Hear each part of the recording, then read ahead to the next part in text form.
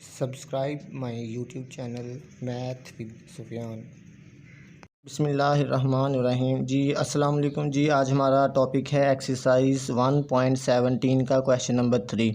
अच्छा जी, क्वेश्चन है इफ़ 150 शर्ट्स, अगर 150 शर्ट्स हैं, can be stitched on 6 sewing machine in a day. यानी कि अगर 150 शर्ट्स हैं वो 6 मशीनें जो हैं वो एक दिन में सीती हैं। यानी कि 150 शर्ट्स हैं वो 6 मशीनें अगर समझ लें कि एक दिन में तैयार करती हैं। हाउ मैनी मशीन्स, यानी कि आपने मशीन्स की तादाद मालूम करनी है। Are required to switch 225 shirts in a day. यानी कि आपसे पूछा है कि कितनी मशीनों की ज़रूरत पड़ेगी अगर आपने एक दिन में 225 शर्ट्स को तैयार करना या सीना है। ठीक है। आल्सो ड्रा इट्स ग्राफ, और इसका ग्राफ भी ड्रा करें। तो इससे पहले कुछ बेसिक चीज़ें हैं जो आपको इस क्वेश्चन से मुतल्लिक पता होनी चाहिए, वो देखते हैं। ठीक है। अच्छा जी, प्रपोर्शंस की यहाँ पे दो टाइप है, ये आपके क्वेश्चन में यूज़ होंगी। ठीक है। एक होता है डायरेक्ट प्रपोर्शन और एक होता है इन्वर्स प्रपोर्शन। डायरेक्ट प्रपोर्शन क्या होता है कि इस तरह, वैसे मैं डेफिनेशन बता देता हूँ कि इस तरह का ताल्लुक जिसमें एक मकदार के बढ़ने से दूसरी मकदार बढ़े या एक मकदार के कम होने से दूसरी मकदार भी कम हो, तब आपने कहना है ये डायरेक्ट प्रपोर्शन है। जैसे कि एग्जाम्पल है कि अगर अंडों की तादाद बढ़ेगी तो आपका इसका मतलब यह है कि उसकी कीमत भी बढ़ेगी। ठीक है। अंडों की तादाद बढ़ने से उसकी कीमत भी बढ़ेगी, तो ये आपका डायरेक्ट प्रपोर्शन होगा। ठीक है। अच्छा जी, दूसरा है इन्वर्स प्रपोर्शन, यानी कि इस तरह का ताल्लुक जिसमें एक मकदार के कम होने से दूसरी मकदार बढ़ जाए या एक मकदार के बढ़ने से दूसरी मकदार कम हो जाए, तब आपने कहना है ये इन्वर्स प्रपोर्शन है। ठीक है। एक बढ़े तो दूसरी कम हो, एक कम हो तो दूसरी बढ़ जाए। एग्जाम्पल है कि जैसे कि अगर हम कार की स्पीड को बढ़ा देंगे तो हमें कम वक्त लगेगा अपनी मंजिल तक पहुँचने के लिए। ठीक है। स्पीड बढ़ी है लेकिन हमें कम वक्त लगेगा, तो ये आपका इन्वर्स प्रपोर्शन होगा। ठीक है। अच्छा जी, अब क्वेश्चन नंबर 3 का सलूशन देखते हैं। यानी कि आपने इसमें मशीन्स की तादाद मालूम करनी है। ठीक है।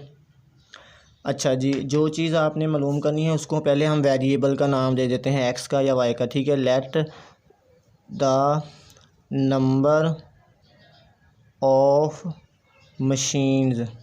ठीक है। हमने मशीन्स को नाम दे दिया कि नंबर मशीन्स की तादाद जो है वो एक्स है। ठीक है। बाद में आपने एक्स मालूम करना है। ठीक है। तो जो चीज़ आपने मालूम करनी है, ठीक है, आपने मशीन्स मालूम करनी है, तो पहले मैं वो लिखूँगा। ठीक है, मशीन्स। ठीक है। और इसकी रेशो किसके साथ लूँगा, आपके पास शर्ट्स की तादाद है, यानी कि शर्ट्स हैं तो मैं शर्ट्स लिखूँगा।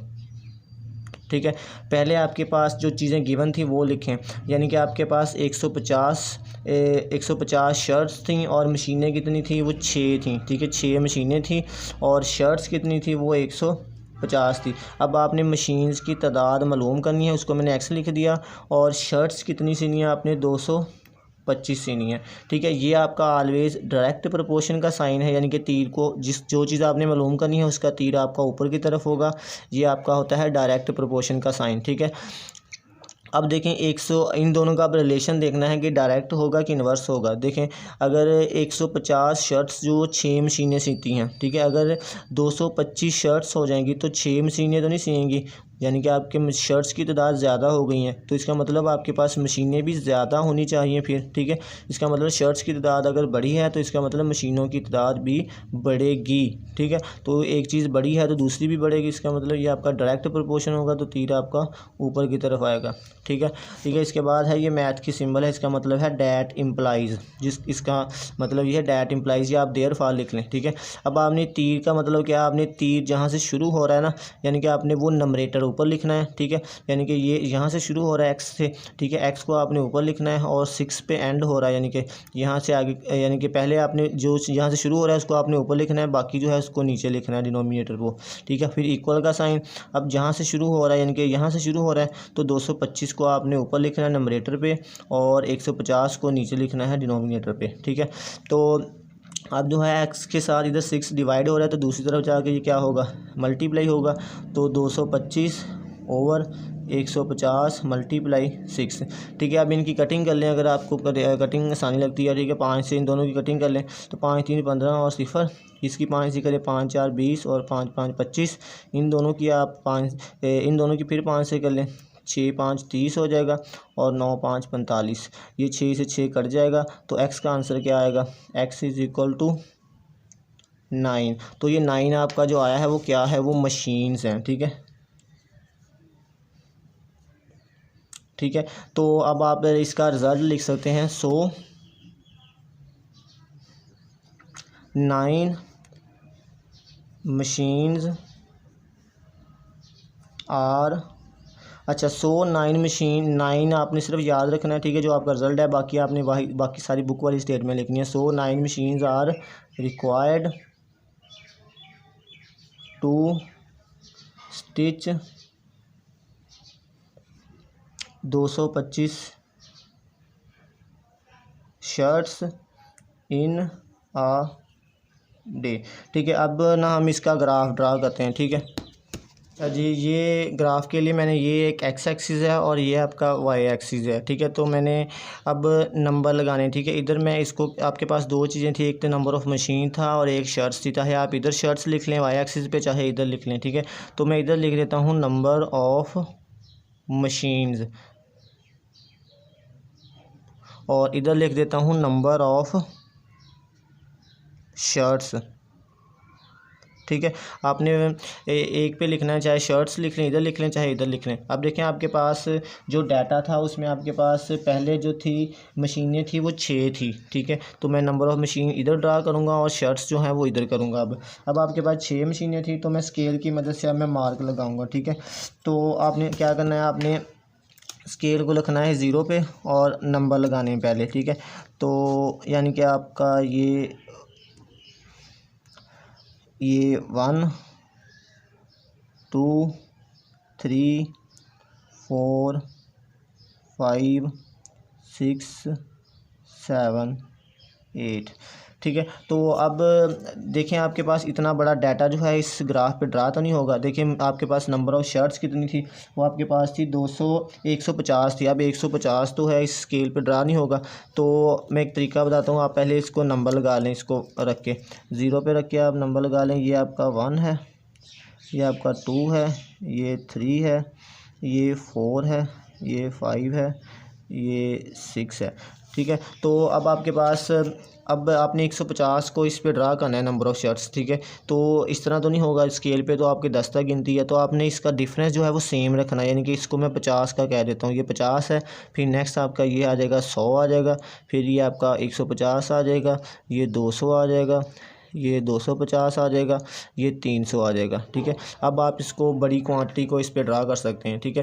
तो इधर जो है मशीन जो थी वो 6 थी, तो अगर मैं 6 इधर मशीनों की तरह बढ़ेगी तो वो शायद इस पे ना आए, तो मैं डिफरेंस जो है वो बड़ा रख देता हूँ। इसको मैं 1 नहीं कहता, इसको मैं 3 कह देता हूँ। ये 3 है, ये 6 है, ये 9 है, यानी कि इनका डिफरेंस सेम होगा। 3 6 9 12 और 12 के बाद 3 ऐड कर दें तो 18। सिमिलरली आपका ये 21 इस तरह आएगा, ठीक है। अब देखें, अब आपने इसका ग्राफ ड्रा करना है। पहले आपके पास नंबर ऑफ़ मशीन कितनी थी, 6 थी, ठीक है। तो अब आपने इसको ऊपर की तरफ लेके जाना है, ठीक है। तो मैं ये लेड पेंसिल से करता हूँ, आपने ये डॉटेड लाइन लगानी है, ठीक है। और नंबर ऑफ़ मशीन आपके पास शर्ट्स कितनी थी, पहले मशीन 6 थी तो शर्ट्स कितनी थी 150, तो आपने 150 को अब आगे की तरफ बढ़ाना है इसको। तो ये हो गया 150, ठीक है। तो बाकी वाला पोर्शन आपने डिलीट कर देना है, ठीक है। जहाँ पे आपको 2 लाइनें जो हैं ये दोनों मिल रही हैं वो बस वही आपने रखना है, ठीक है, यहाँ तक, यानी कि ये एक पॉइंट हो गया। अब दूसरा है कि आपके पास नंबर ऑफ़ मशीन्स, आपने शर्ट्स थी वो 225 थी, ठीक है। तो वो कितना, आपने जो आंसर निकाला था वो आपका क्या आया था। अच्छा जी, वीडियो रिवाइज करके आप देख लें तो आपका आंसर था वो 9 आया था। तो ये आपका नंबर ऑफ़ मशीन 9 है, तो इसको आपने ऊपर की तरफ लेके जाना है, ठीक है। तो मैं 9 पे रखता हूँ और इसको ऊपर की तरफ लेके जाता हूँ, तो ये डॉटेड लाइन है, ठीक है। तो अब आपके पास जो थी वो नंबर ऑफ़ शर्ट्स कितनी थी, वो 225 थी, ठीक है। ये 250 है, ठीक है, और ये 200 है। तो 225 जो है वो किसके दरमियान आएगा, फिर देखें ये 50 है, 200 है और ये 250 है, तो 200 और 250 के दरमियान में आएगा ये 225, ठीक है।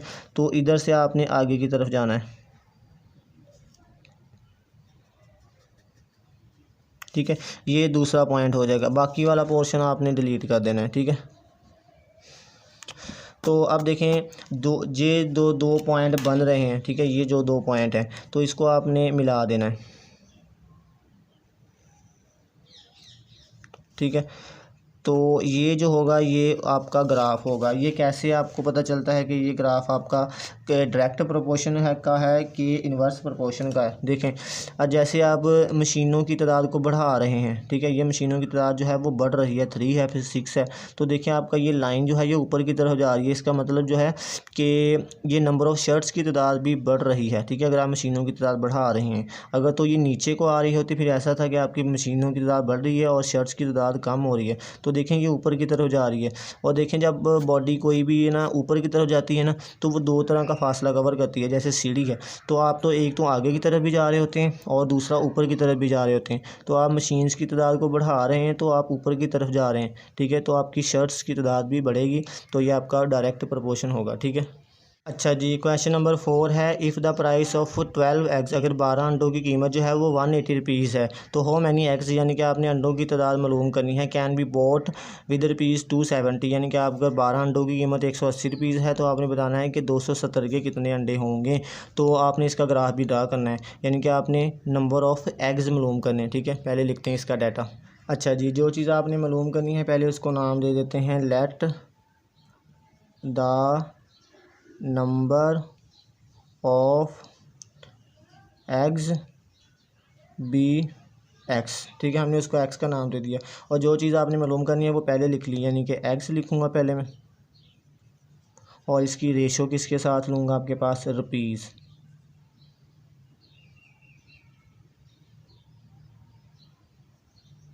ठीक है।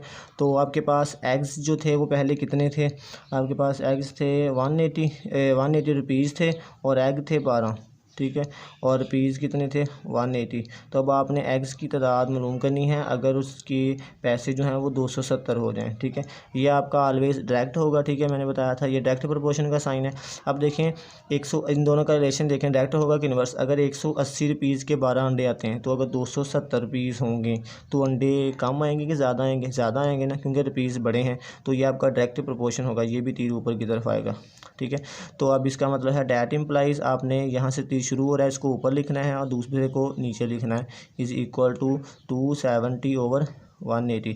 अब 12 जो है इधर डिवाइड हो रहा है, दूसरी तरफ जाके क्या होगा, ये मल्टीप्लाई 270 बटा 180 मल्टीप्लाई 12, ये ज़ीरो से ये ज़ीरो कट गया और इन दोनों की 3 से कर लें तो 9 3 27 और 6 3 18, फिर इस 6 के बाद 6 6 2 12, 9 को 2 से मल्टीप्लाई करेंगे तो क्या आएगा, 9 2 18, 18 आपका क्या आया, एग्स है, ठीक है। तो 270 रुपये के 18 अंडे आएंगे, ठीक है। तो आपने रिजल्ट लिखना है, बाकी सारा बुक वाला ही 118 एग्स, उसके बाद बाकी सारा आपने बुक वाला लिखना है, ठीक है। Can be bought with rupees 270, ठीक है। अब इसका ग्राफ देखते हैं। अच्छा जी, ये मैंने 2 एक्सिस ड्रा कर दिया और नंबर लगा दिया, ठीक है, इनके दरमियान फासला सेम रखा है, ठीक है। तो इधर मैं लिख देता हूँ नंबर, आप चाहे जो मर्ज़ी लिख दें, इधर चाहे नंबर ऑफ़ एक्स लिख दें, चाहे इधर रुपीज़ लिख दें, ठीक है। इधर मैं एक्स लिख देता हूँ, नंबर ऑफ़ एक्स, ठीक है, इधर आएगा रुपीज़, ठीक है। तो पहले आपके पास एक्स कितने थे, यानी कि वो थे 12 एग्स। तो ये अब 12 तो है, स्केल पे नहीं आएगा, ये 1 2 3 4 5 6 है। तो मैं ऐसा कहता हूँ 3 का डिफरेंस ले लेता हूँ, ये 3 है, ये 6 है, ये 9 है और ये 12 है, 13 14 15 है, 16 17 18 है, ठीक है। तो इस तरह आप बड़े नंबर को ड्रा कर सकते हैं ग्राफ पे, आपका डिस्टेंस जो है वो सेम होना चाहिए, ठीक है। तो पहले आपके पास ये कर लेता हूँ। अब आपके पास जो थे रुपीज़ कितने थे, यानी कि 180 रुपीज़ के थे। तो अब इधर मैं डिफरेंस लूँगा, अगर मैं 180 इस सारे पे तो नहीं आएगा, ठीक है, मैं उसका मल्टीपल लूँगा, जैसे कि मैं 90 लूँगा ना, 90 में 90 ऐड करूँगा तो ये आपका 180 आ जाएगा। अब 180 में दोबारा 90 ऐड करूँगा तो 270 आ जाएगा, 270 में ये ऐड करूँगा तो ये 360 आ जाएगा, ठीक है। तो अब अंडे कितने थे आपके पास, 12, ठीक है, ये 12 है। तो अब आपने इसको ऊपर की तरफ लेके जाना है, ठीक है, 12 को आपने ऊपर की तरफ लेके जाना है।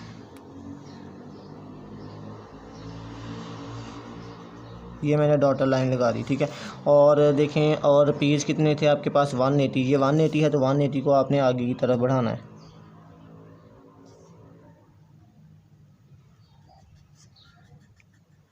ठीक है। जहाँ पे ये मिल रहे हैं आपने वो पॉइंट नोट करना है, बाकी को डिलीट कर देना है, ठीक है, अरेज कर देना है ये वाला पोर्शन।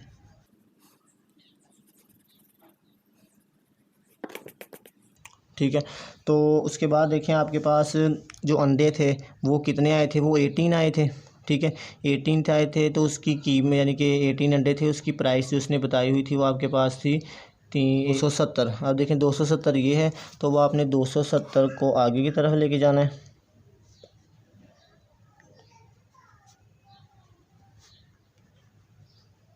ठीक है, और 180 को आपने ऊपर की तरफ 80 को आपने ऊपर की तरफ लेके जाना है। ठीक है, यानी अंडों की कीमत जो थी, अंडे थे वो 18 आए थे आपके। ठीक है, जहाँ पे ये दोनों लाइनें मिलेंगी इसको आपने पॉइंट का नाम दे देना है। ठीक है, तो अब आपने इन दो पॉइंट्स को मिला देना है।